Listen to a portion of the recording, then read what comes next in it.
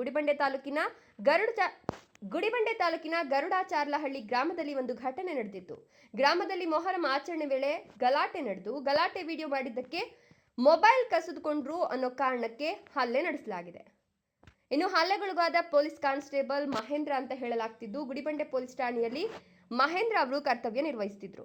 ಗರುಡಾಚಾರ್ಲಹಳ್ಳಿ ಗ್ರಾಮದ ಶ್ರೀನಿವಾಸ್ ಹಾಗೂ ಕಾರ್ತಿಕ್ನಿಂದ ಕುಡಿದ ಮತ್ತಿನಲ್ಲಿ ಗ್ರಾಮದಲ್ಲಿ ಗಲಾಟೆ ಮಾಡ್ತಿದ್ರು. ಈ ಹಿನ್ನೆಲೆ ಗಲಾಟೆ ಬಗ್ಗೆ ಪೊಲೀಸರಿಗೆ ಸ್ಥಳೀಯರು ಮಾಹಿತಿಯನ್ನು ಕೊಟ್ಟಿದ್ದಾರೆ.